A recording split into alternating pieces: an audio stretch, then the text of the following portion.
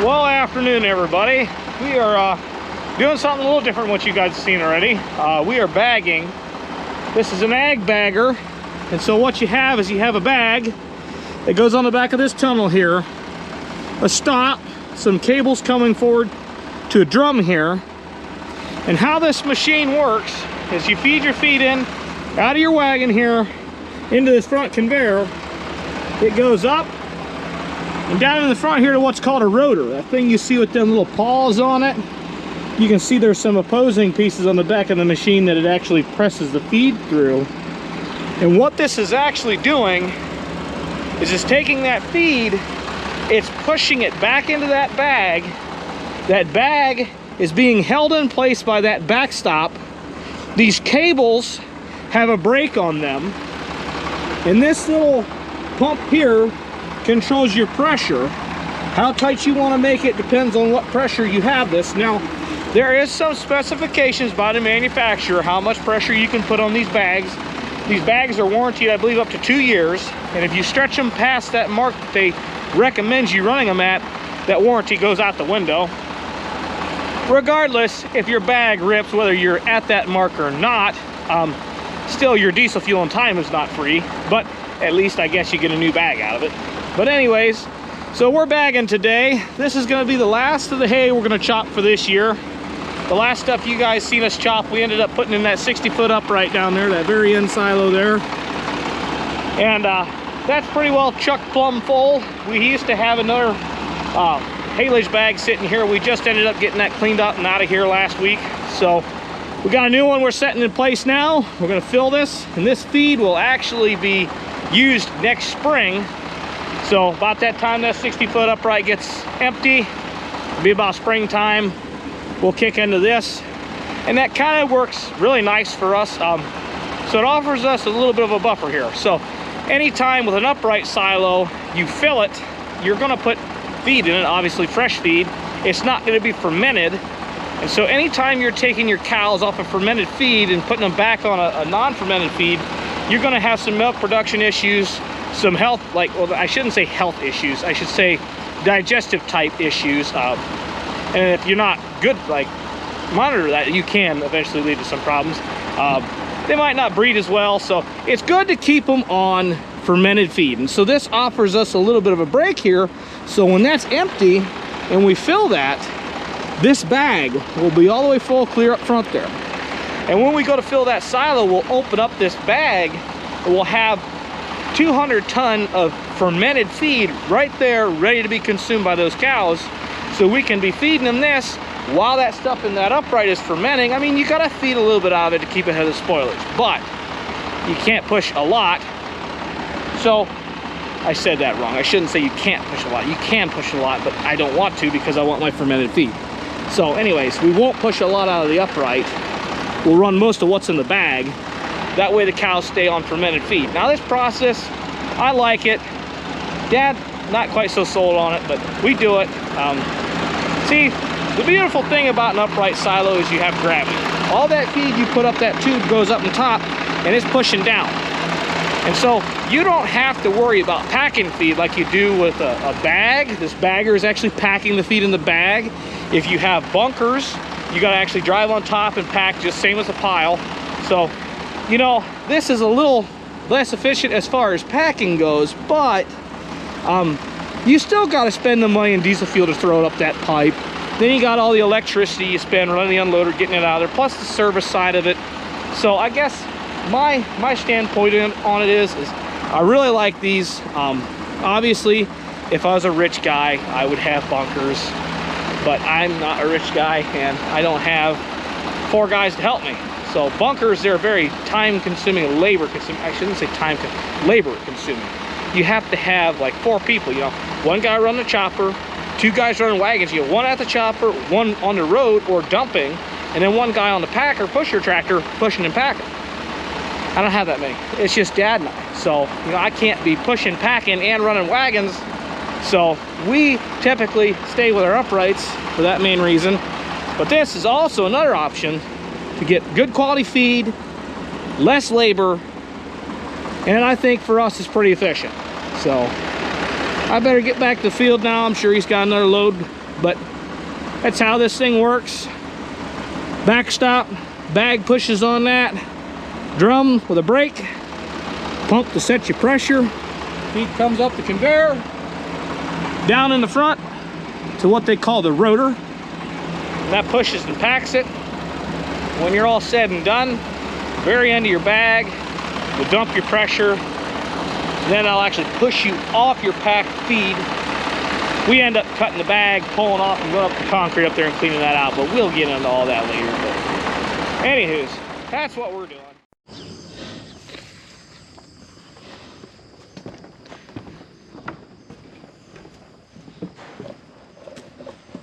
Morning, folks.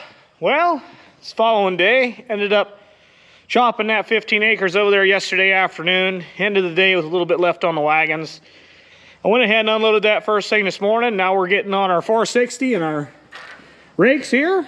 We're gonna head right out the door here and start raking another field. There's 25 acres out here left ready to go. So we're gonna go ahead and go rake and get started.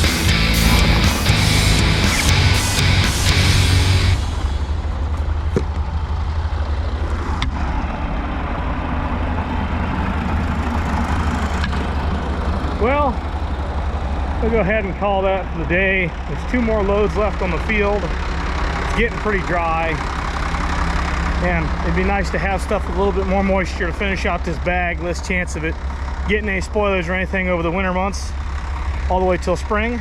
That, and you can see the sun is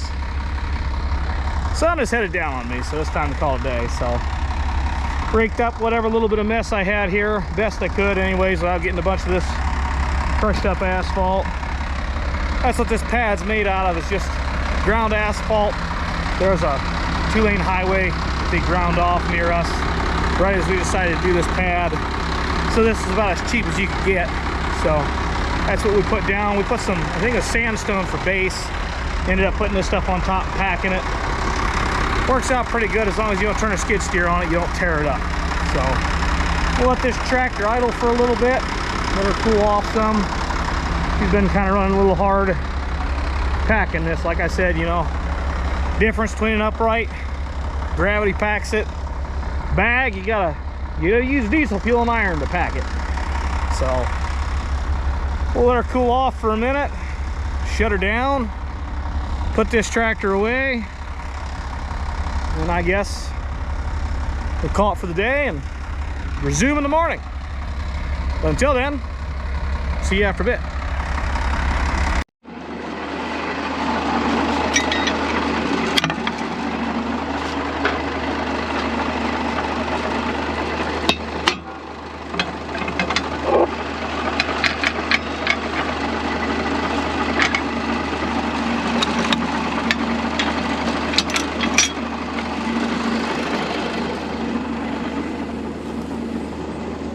Well, morning everybody. It is fall morning here after morning chores. Dad's out here chopping now. He's coming back on that row there to the end of it. And I'm gonna take the load that I'm hooked to right now, go up and start unloading it. And here pretty directly, closing up that bag.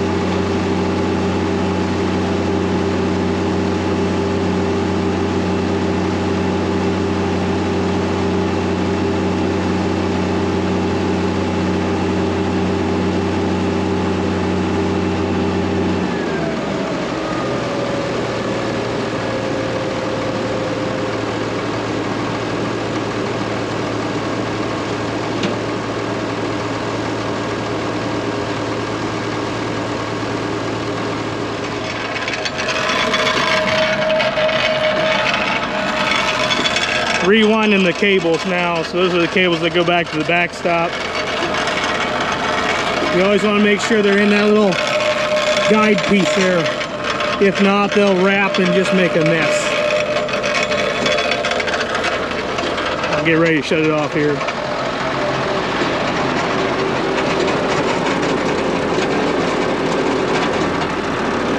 How are we? 10 feet. You want 10 feet. 10 feet more? That's just good. Good? How much you're gonna pull out of it a little bit? Yeah.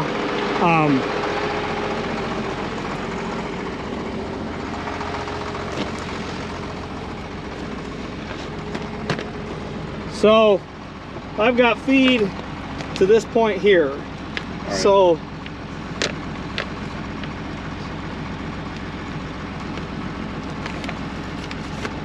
we should probably pull off of that one. All right. That's 3 folds. You just let me know when it's 3 folds past.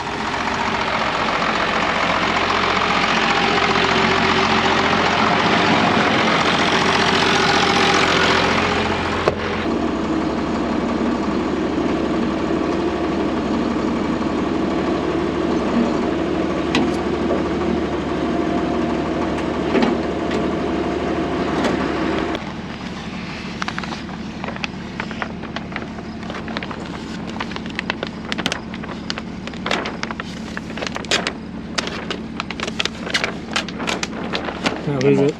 Pretty good, I think. Smells good. It sure does. It smells yummy.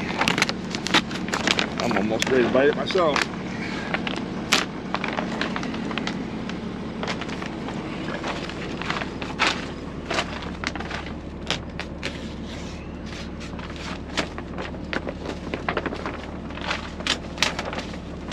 Guess I should have sharpened this dude this morning. Some guys carry razor knives. I should start doing that, I guess. Yeah, but them more razors bulky. break so easy. Bulky in my pocket.